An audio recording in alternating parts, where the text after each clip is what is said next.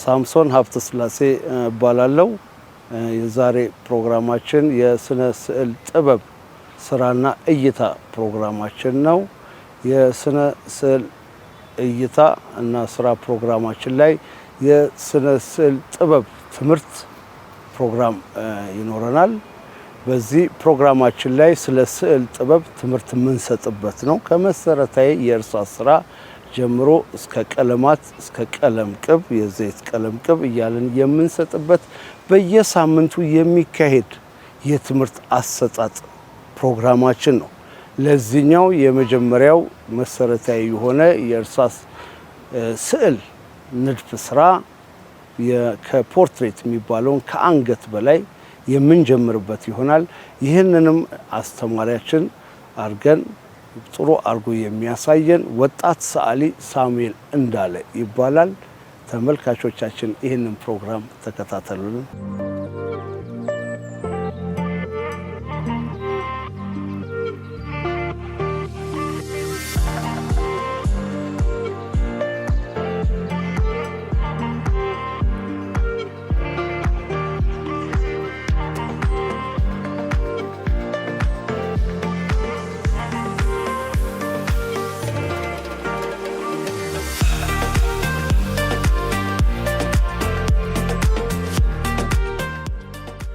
ሰላም ውድ ተመልካቾቻችን፣ ዛሬ ከኔ ጋራ የእርሳስ ንድፍ ስራ ከአንገት በላይ የሆኑ ስራዎችን ዛሬ እንመለከታለን። ያንን ከመስራታችን በፊት አንድ ሰው ስንሰራ በወረቀት ላይ በምናሳርፍበት ሰዓት በምን አይነት ሁኔታ እንሰራዋለን የሚለውን እሱን እናያለን። በመጀመሪያ ልናደርግ የምንችለው የሰውየው የእይታው አንግል ወይም ደግሞ የሚያይበት ቦታ ወዴት ነው የሚለውን መለየት ይኖርብናል። ያም ማለት በጎን ነው ወይስ በፊት ለፊት የሚለውን ሁኔታውን ማየት ይጠበቅብናል። ምክንያቱም በጎን ሲሆን ወረቀታችን ላይ የምናሳርፈው በአንደኛው ሳይድ በኩል ያለው ሰፋ አድርገ ነው፣ በጀርባ በኩል የሚኖረውን ደግሞ የምናጠባው ይሆናል ማለት ነው። ስለዚህ በእንደዚህ አይነት ሁኔታ የጎን ሲሆን እይታው ወዳለበት ወደሚያይበት ቦታ ላይ አንግሉን እናስቀምጣለን ማለት ነው። ማለትም ለወረቀታችን ስፔስ በደንብ ሰፋ አድርገን እንሰጠዋለን፣ የአይኑ እይታ ወደሚያይበት ቦታ ማለት ነው። በፊት ለፊት ደግሞ የሚያየን ከሆነ የዛን ሰው ምስል ወደ ወረቀት ስንወስደው መጀመሪያ ልክ በጎን ከሚያየው በተቃራኒ በጎንና በጎን እኩል አይነት መጠን እንዲኖረው አድርገን እንሰራለን ማለት ነው። ያም ሲሆን በትክክል ፊት ለፊት እያየ መሆኑን ወይም ደግሞ ከወረቀቱ ጋራ መመጣጠን አለመመጣጠኑን በደንብ ያሳይልናል ማለት ነው። ስለዚህ እነዚህን መንገዶች እንጠቀማለን። ከዚህ ባለፈ ደግሞ ምንጊዜም የተቀመጠ እቃና የተንጠለጠለ እቃ ስንሰራም ልክ እንደዚሁ በተለያየ አይነት አቀማመጥ ነው ልናስቀምጥ የምንችለው። ብዙ ጊዜ ተመልክተን ከሆነ መሬት ላይ ያረፈ ነገር የትኛውም እቃ ከላይ ሰፋ ያለ ስፔስ ይኖረዋል ማለት ነው። ስለዚህ ያንን ስፔስ ወረቀቱ ላይ ስንጠቀም ልክ እንደዛው እናደርገዋለን ማለት ነው። የተንጠለጠለ እቃ ደግሞ ሲሆን ከመሬት ርቀት በጣም ስለሚኖረው እሱንም ልክ እንደዛው ወደ ታች ያለውን ስፔሱን ወይም ደግሞ ክፍተቱን ሰፋ የምናደርገው ይሆናል ማለት ነው። ስለዚህ በእንደዚህ አይነት ሁኔታ የምንሰራና የምናስቀምጥ ይሆናል ማለት ነው። በመቀጠል የአንድ ሰው ምስል ለመስራት ስንፈልግ የትኛው ከየትኛው ጋር ይመጣጠናል፣ የትኛው ከየትኛው ጋር እኩል ነው የሚለውን ነገር እናየዋለን። ስለዚህ አንድ ሰው ከአገጩ እስከ አፍንጫው፣ ከአፍንጫው ደግሞ እስከ ቅንድቡ፣ ከቅንድቡ ደግሞ እስከዚህ እስከ ፀጉር መጀመሪያው ያለው የመጠን ወይም ደግሞ ፕሮፖርሽን እንለዋለን፣ እሱ እኩል ይሆናል ማለት ነው። ይህንን እዚሁ እየሰራን እናየዋለን። በመቀጠልም ደግሞ የአንድ ሰው ከዚህ ጆሮ እስከዚህ ጆሮ ያለው ከዚህ መጠን ከዚህ እስከ ጭንቅላቱ ድረስ በምናደርግበት ሰዓት የጎኑን ወደ ቁመቱ ስናመጣው ልኬቱ ግንባሩ አጋማሽ ላይ የሚጨርስ ይሆናል። ከዛ በኋላ ደግሞ የተወሰነ ሩብ የሚሆን ክፍተት ወይም ስፔስ ይኖረዋል ማለት ነው። ይህንን በደንብ እዚህ ጋር እየሰራን የምንመለከተው ይሆናል። አሁን እንደ አጠቃላይ ማብራሪያ ከሰጠን በኋላ ወደ ምስል አሰራሩ እንሄዳለን። ስለዚህ እነዚህ ነገሮች በቅደም ተከተል ካስቀመጠን በኋላ ነው እያንዳንዱን ጆሮ ምኑ ጋራ ይሆናል፣ አፍንጫ ምኑ ጋራ ይሆናል፣ አይን ምኑ ጋራ ይሆናል፣ ከንፈር ምኑ ጋራ ይሆናል የሚለውን እያንዳንዱን ነገሮች የምናየው ማለት ነው። ስለዚህ እነዚህ ነገሮች አሁን ወደ ማስቀመጥና ወደ መስራት የምንሄድ ይሆናል።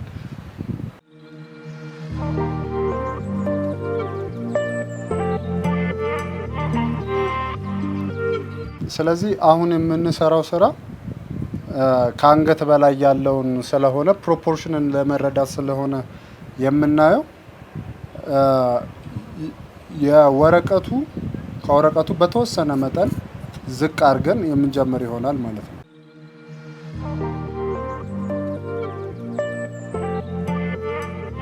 እነዚህ ምልክቶች ስንጠቀም መጀመሪያ ላይ ከልኬታችን በፊት የምናስቀምጠው በኋላ ላይ በደንብ አመጣጥነን ለማስቀመጥ የሚሆን ይሆናል ማለት ነው።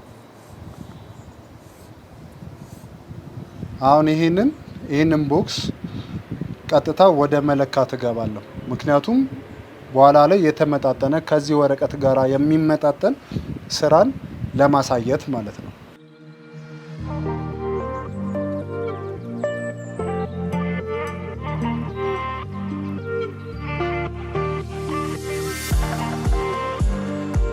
ብዙ ጊዜ እንደዚህ አይነት ስራዎችን ወይም ደግሞ ስዕልን በምንሰራበት ሰዓት ትዕግስት ያስፈልገናል።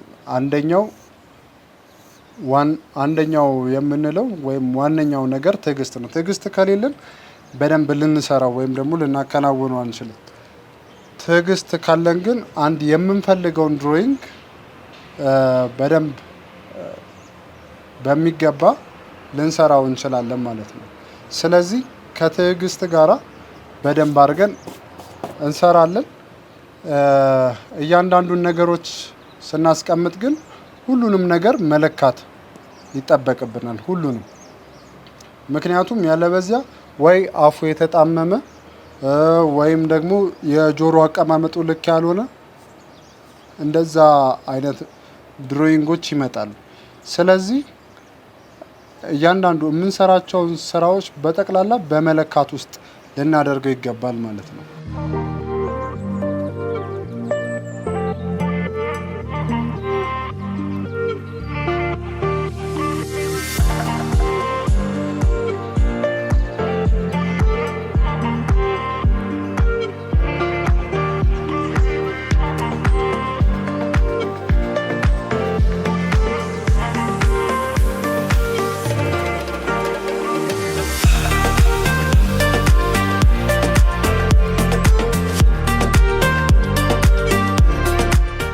አሁን የምናስቀምጠው ምስል በዚህ ቦክስ ውስጥ የተመጠነ ወይም ደግሞ ከዚህ ውጪ ያልሆነ ሊሆን ይገባል።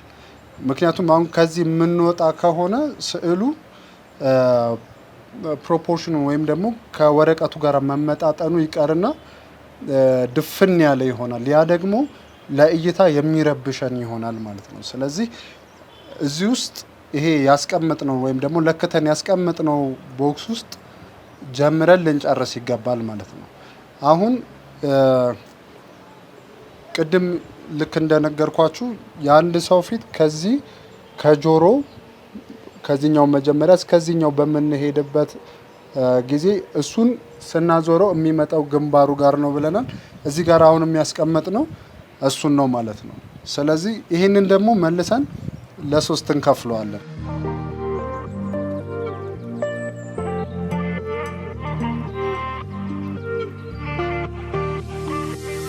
ልክ እንደዚህ ባለ ሁኔታ ማለት ነው።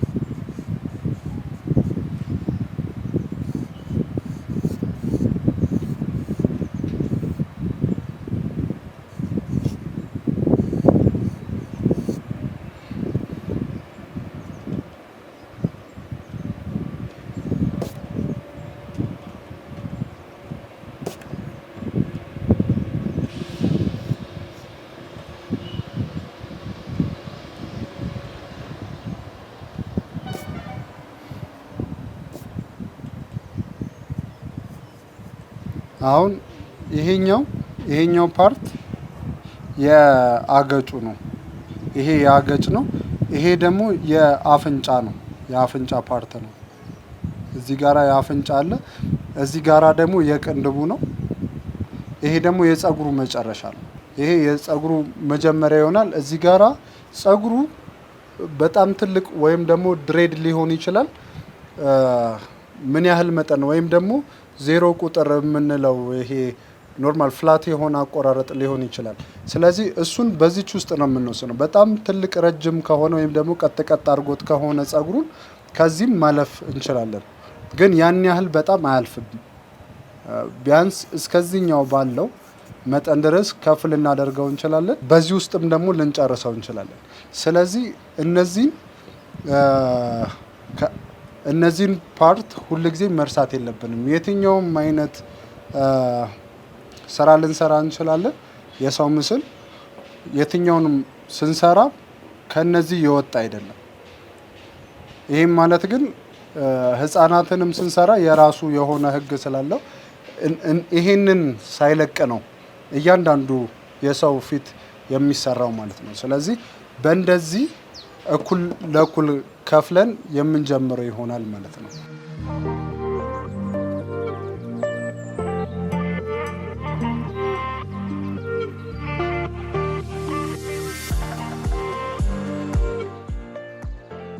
ከዛ በመቀጠል ደግሞ ይህንን ቦክስ ድጋሚ ለሁለት እንከፍላለን፣ ጎኑን ማለት ነው። ይህንን ደግሞ የምንከፍልበት ምክንያት ይሄ ቀጥታ ሴንተሩን ለማግኘት ወይም ደግሞ ከዚህ ወደዚህ ያለውን እኩል ከዚህ ደግሞ ወደዚህ ያለውን እኩል መጠን ስለሆነ ያለው እሱን ለማግኘት ሲሜትሪ ብለን እንጠራዋለን። እሱን ለሁለት ከፍለን ከዛ የምንሰራ ይሆናል ማለት ነው። ይሄ ሲሜትሪ ቀጥ ያለ ወይም ደግሞ እኩል ለእኩል አካፍለን የምንሰራውን ሰው ወንድም ሊሆን ይችላል ሴት፣ እያንዳንዱን ሰው በትክክል አድርገን ለማሳየት ወይም ደግሞ እዚህ ላይ ወረቀቱ ላይ ስንሰራ ወይም ደግሞ ስናስቀምጠው በትክክል ለማስቀመጥ እያንዳንዱን ቅርጽ ለምሳሌ የአፍንጫውን ቅርጽ ሊሆን ይችላል ወይ የጆሮን እያንዳንዱን በትክክል ለማስቀመጥ ይረዳናል። ስለዚህ አሁን ይሄ እኩል ስንከፍለው የከንፈሩንም አጋማሽ የምናገኝበት መስመርን እሱንም ጭምር ነው የምንሰራው። ምክንያቱም አንድ ሰው ወደ ጎን በሚዞርበት ሰዓት ያንን ሲሜትሪ ስለሆነ የሚያገኘው እሱን ነው የምናስቀምጠው ወይም ደግሞ የምንሰራው ማለት ነው። ያንን ሰው በምናዞረው ሰዓት እዛ ሲሜትሪው ላይ ነው ቀጥታ አንግሉን የምናገኘው። ስለዚህ እሱን እናስቀምጣለን ማለት ነው።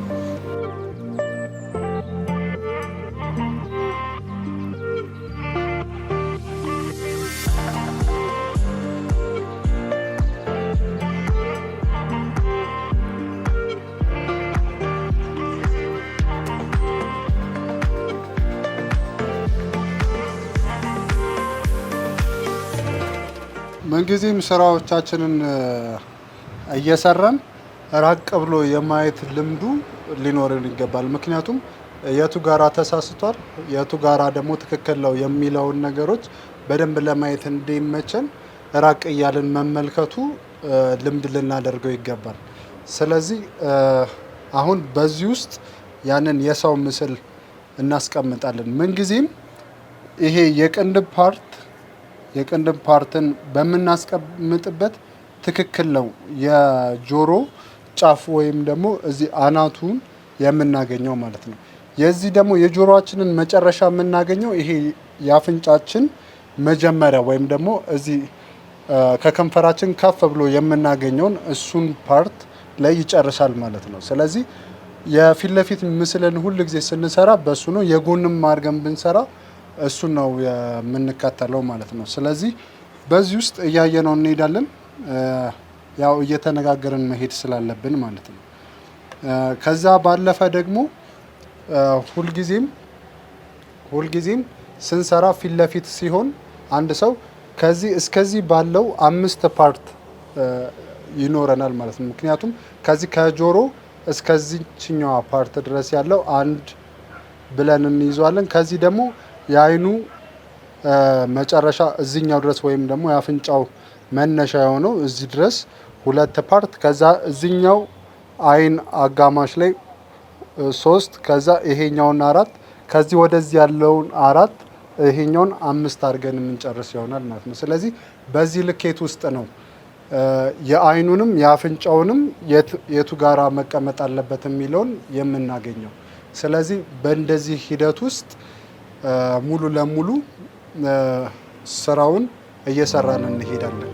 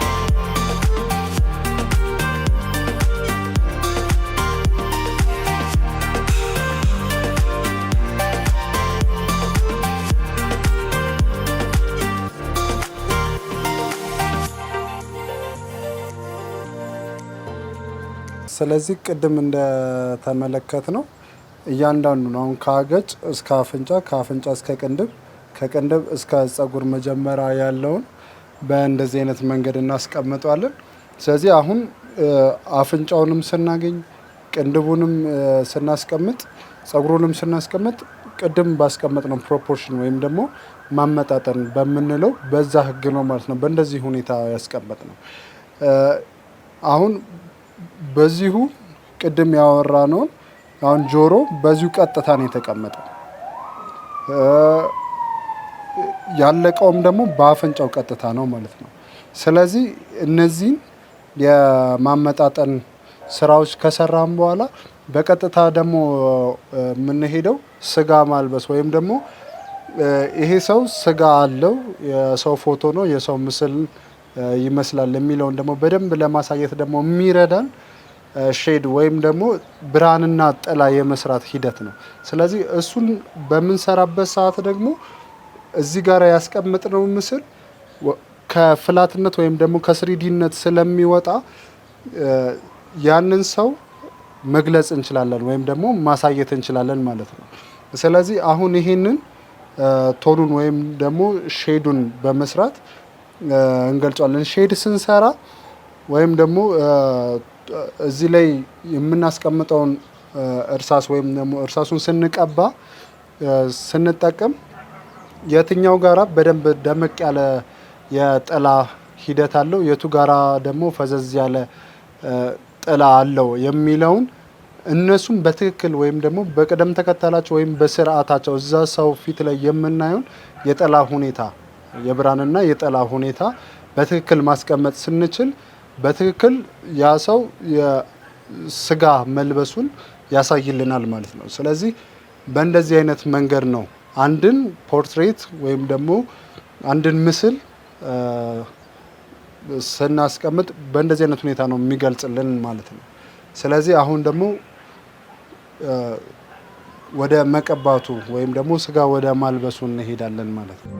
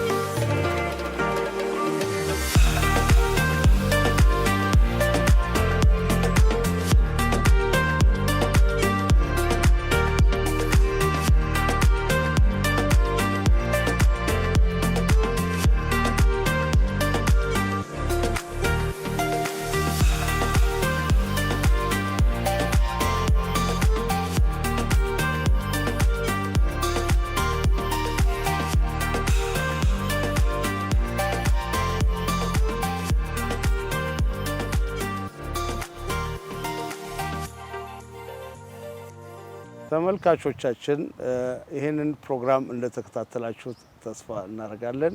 አሁን መሰረታዊ የእርሳስ ንድፍ ስራን ወጣት ሰዓሊ ሳሙኤል እንዳለ አሳይቶናል። እንዴት ያለ የፖርትሬት አሰራር ወይም ከአንገት በላይ ያለ አሰራርን ተመልክታችኋል። በሚቀጥለው ሳምንት እንደገና በጣም ጥሩ የሆኑ የንድፍ አሰራር ስራዎችን ይዘንላችሁ ስለምንቀርብ መልካም ሳምንት። እናመሰግናለን። ሳምሶን ሀብተስላሴ ነኝ።